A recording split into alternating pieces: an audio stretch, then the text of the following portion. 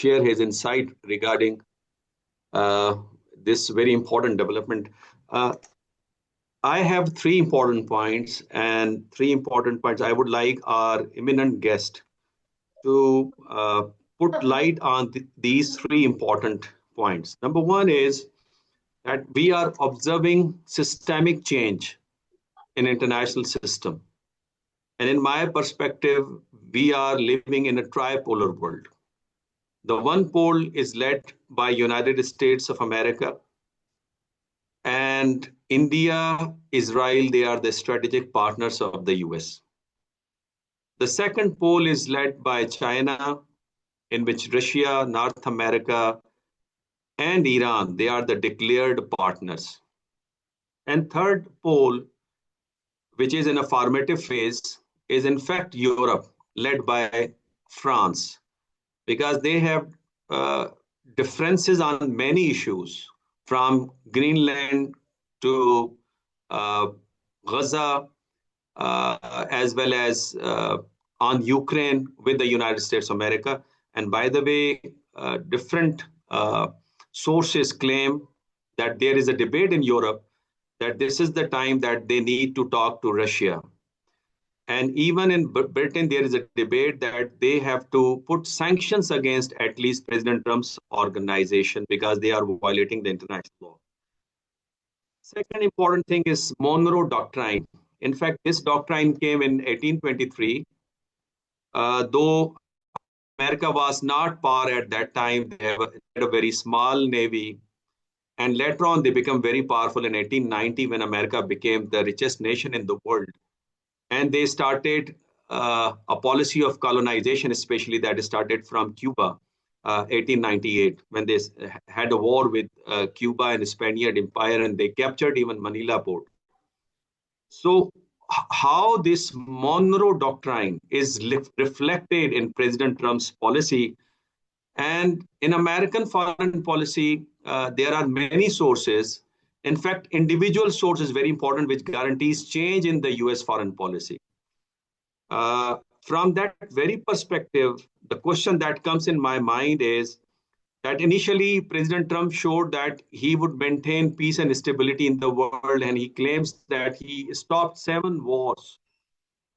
And altogether there is a mega shift, 180-degree shift in President Trump's policy and external behavior.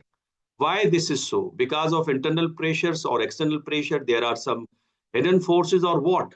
Why they needed to have a control over Venezuela, and how this development is significant, especially as far as systemic changes are concerned, or the politics of South America is concerned. And third, the last important point is that Ibn Khaldun, who wrote several volumes of Muqaddimah, and he also he had a law regarding the rise and fall of the great powers. And similarly, John Paul Kennedy, a well-known Western historian who believes that when nation becomes very powerful, they become arrogant. And in arrogance, they have inept policies and they overstretch. And because of that inept policies, their own friends, they leave them and they join the ranks of adversaries. And in this way, the decline of the imminent power starts. So these are 3 important points, and I hope that our 2 very important guests would put light on them. And in this regard, I think the first speaker is Miss Maria, if I am rightly pronouncing, because and she had work, I think you mentioned that she had work experience with the Venezuelan government, so she knows the internal dynamics of Venezuela politics and its relationship with United States of America, and how Chinese they are reacting on that. So I think mic is over to you, madam. Okay, I'm here. Thank you so much. And thank you everyone for being here.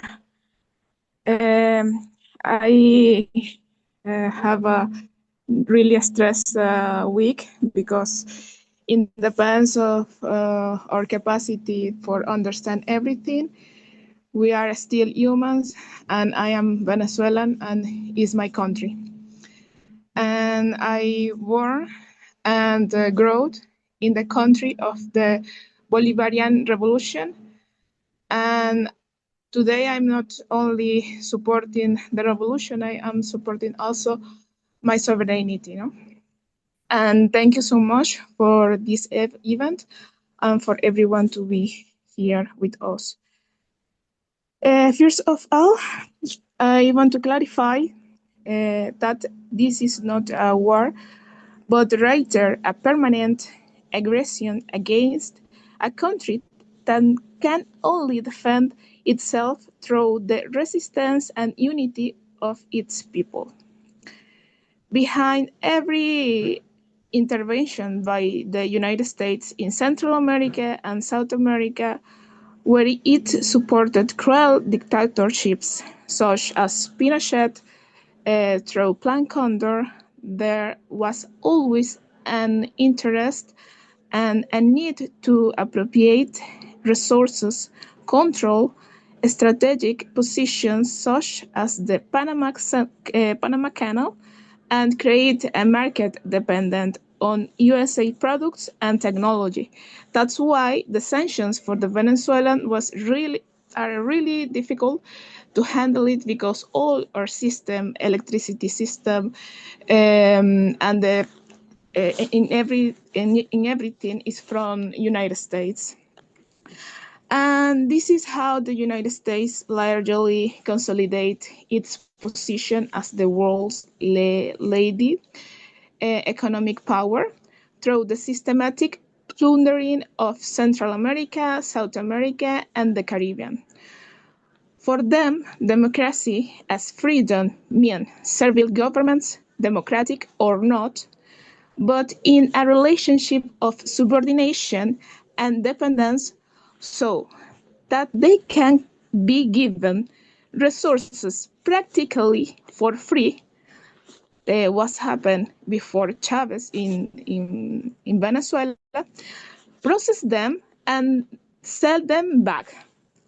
Since the arrival of the Bolivarian Revolution, Venezuela has gone through coups d'etat, oil strikes, unconventional warfare operations, economic sanctions, theft of assets, attempts to promote a parallel government that was validated almost worldwide, except in Venezuela with the Guaido, and the military threats of invasion and occupation. And finally, the kidnapping of the president of the Bolivarian Republic of Venezuela. All this with the economic, political, and military support of the United States because we are still considered its backyard. The U.S. wants to impose barbarism. Not only have bombs been dropped on our country, but they have also dynamited the international system itself, based on rules of relation between countries that respect the sovereignty of other nations' states, the prohibition of the use of threats and force. For years now, we have seen how the international system simply remains neutral and is unable to curb the ambition of countries with greater economic and military power. In Venezuela, we are not a war. The government remains the same, the political team of Nicolás Maduro Moros, as there is not constitutional provision for the kidnapping of a president. It is likely that the vice president will assume office until Maduro returns.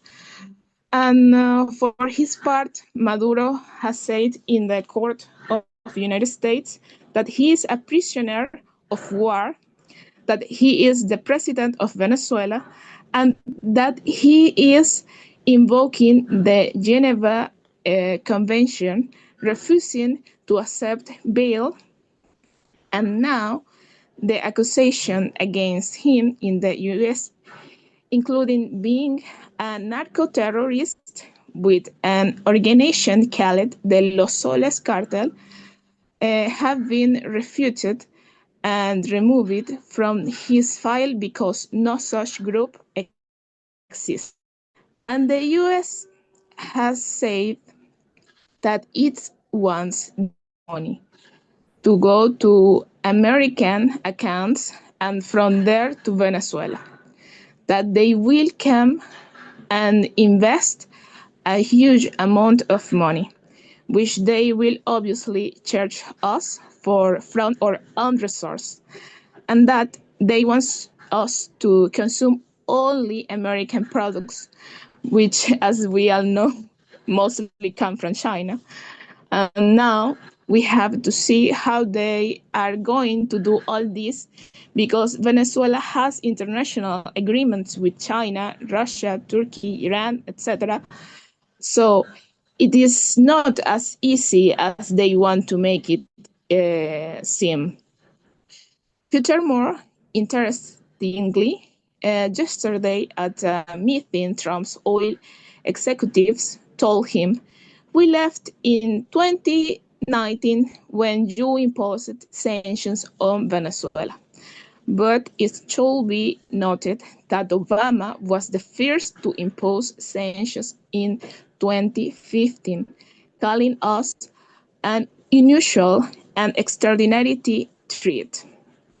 Today, in Caracas, governed by Chavismo, there are demands for the immediate return of the President of Venezuela, the withdrawal of the U.S. Navy from the Caribbean Sea, and the cessation of the more than 1,000 unilateral coercive measures that block us. In many places, people are demanding the same thing and shooting hands of Venezuela. And the American people themselves categorically reject being dragged into a new war for oil. The genocide of Palestine cannot be repeated anywhere else in the world. We are confident that there are still sensible people in the US who can recognize and stop the violation of all their national politics instruments and international coexistence agreements that they have signed on a planet that belongs to everyone. For us, for the Latin Americans, for America in general, is dialogue, cooperation, and relationships based on respect? Yes. Violence, intimidation, and threats? No. And, and we want to say, please, United States, let us live in peace. We will live and we will win. Thank you so much.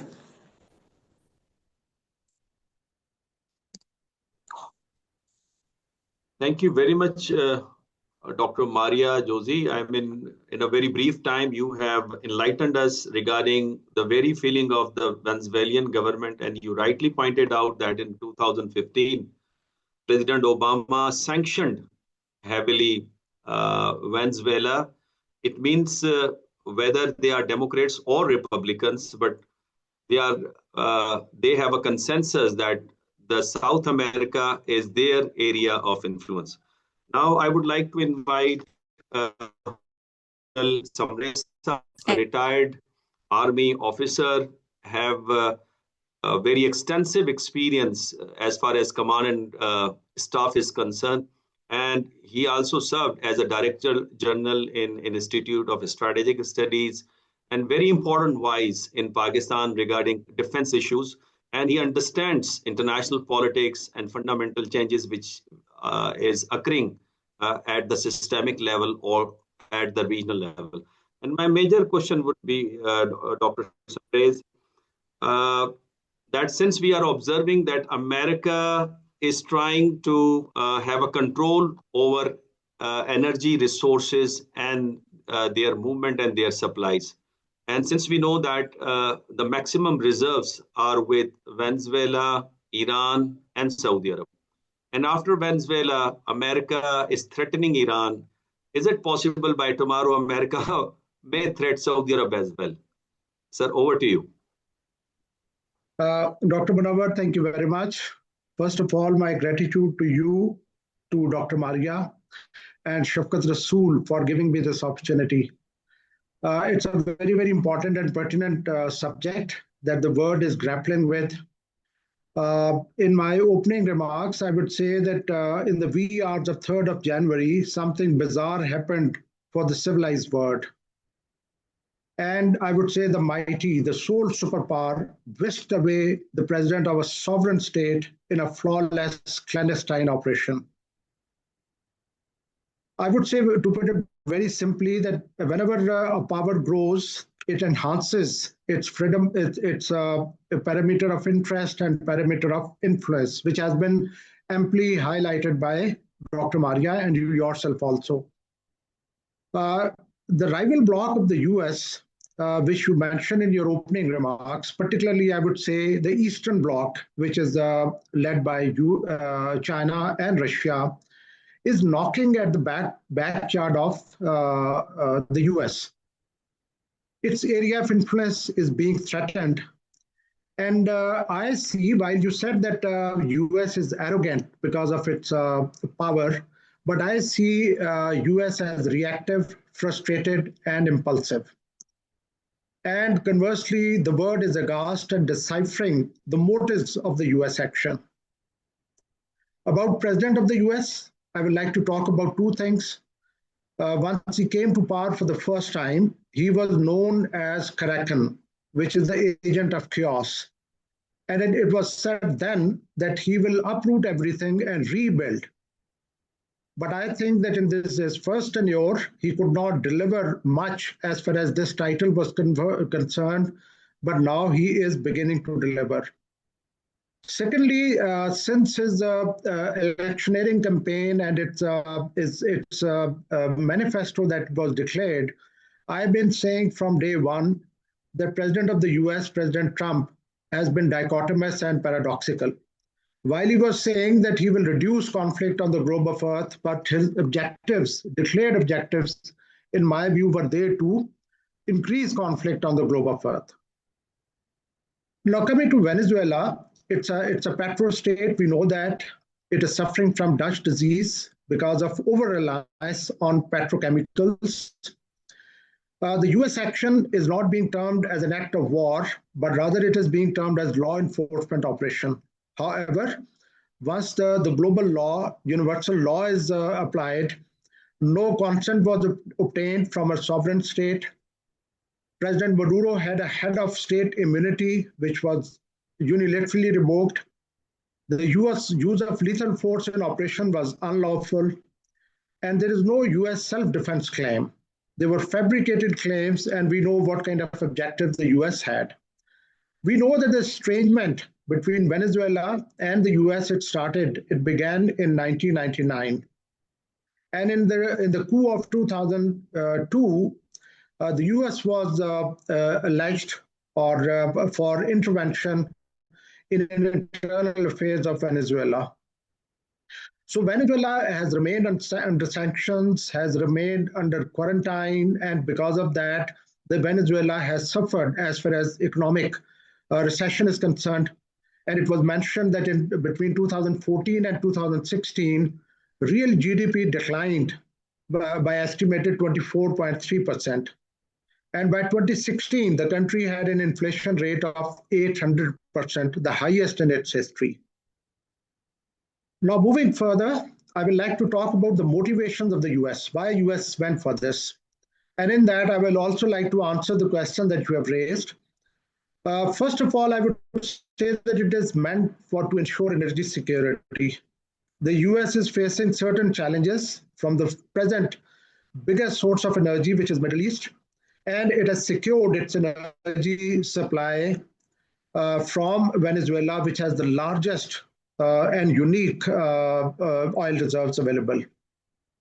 Second motivation, in my view, safeguarding petrodollar. Petrodollar, in my view, is I think critical for the hegemony and supremacy of the US. It is under threat. And it is only today that I was watching a very interesting video whereby Saudi Arabia is trying to diversify its sale of fuel and is going to accept other currencies also. The Monroe Doctrine that you mentioned, about that, I would say that it was 1823 that Western Hemisphere was declared as exclusive area of influence, area of interest of the US.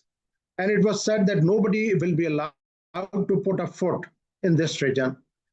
This also created the Cuba crisis. And in my view, the region, that is Western Hemisphere, is being threatened by the rivals of the US. One threat is emerging from the middle, which is Panama Canal.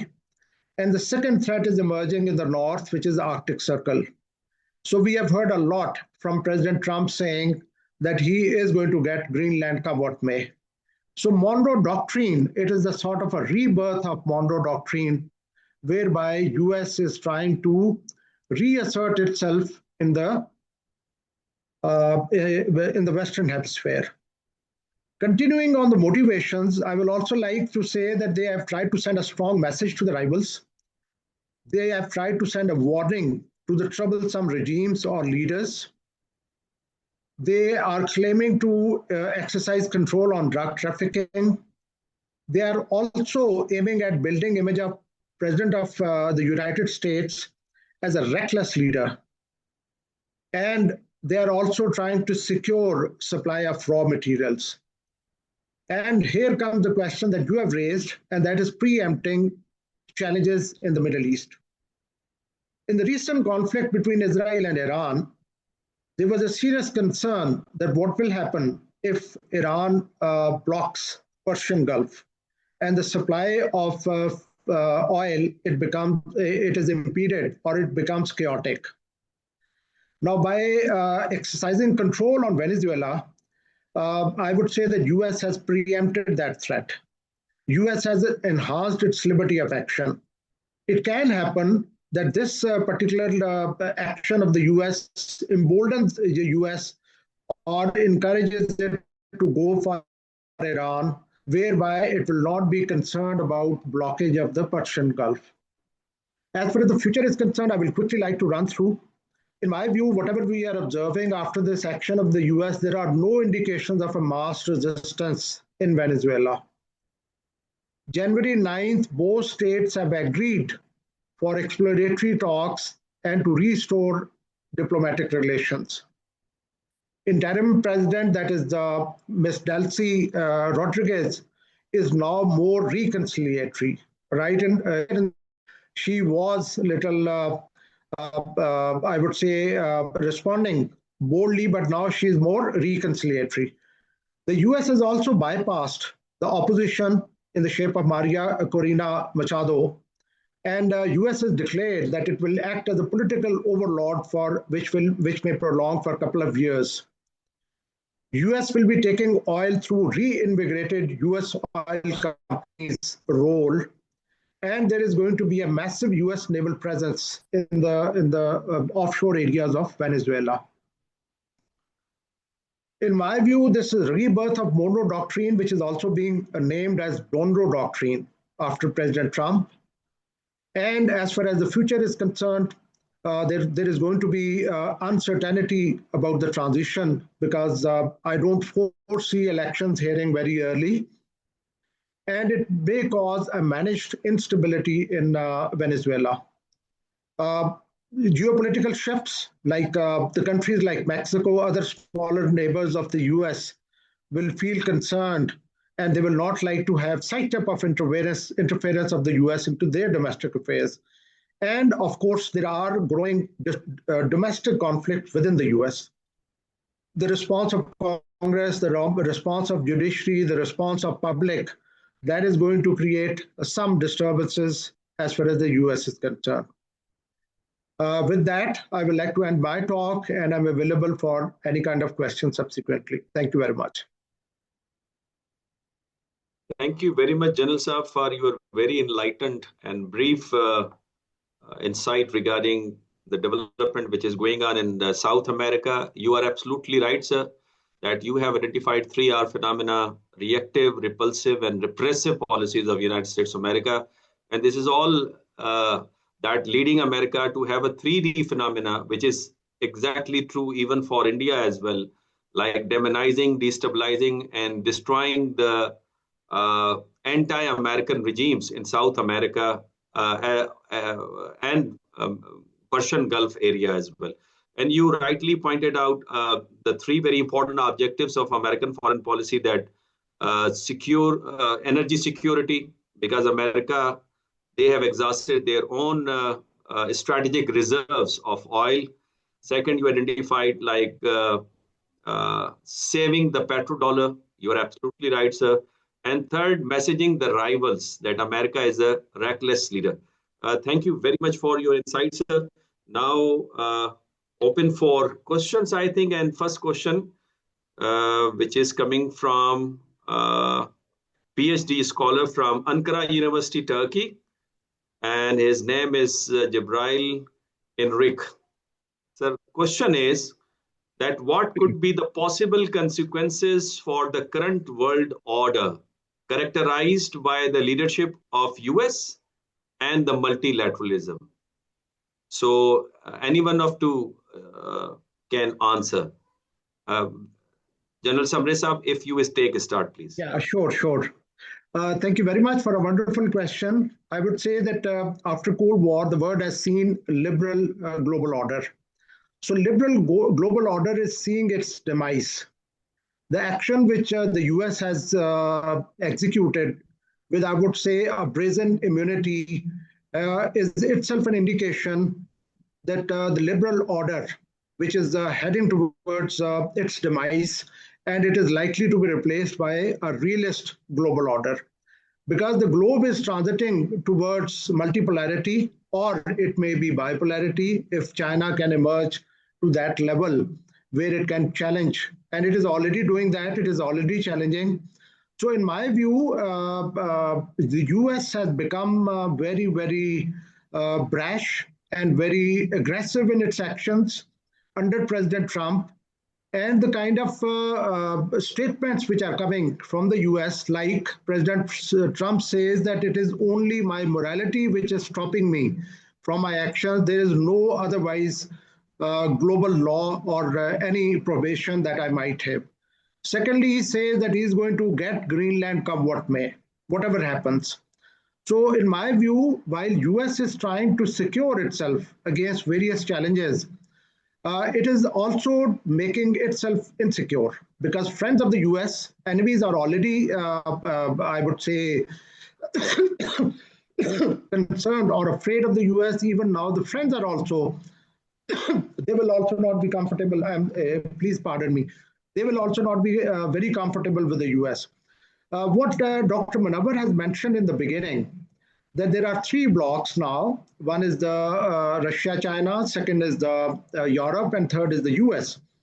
Now, in my view, I've been saying that BRI, I call it as the classic move, because it is going to integrate US into the mega system of China.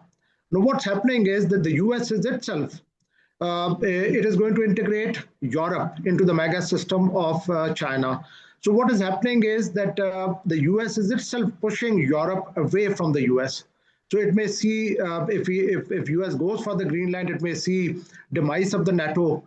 And that kind of challenges, I think they will not make US secure, rather it will make it insecure. Mm-hmm. Dr. Maria, if you like to respond this question.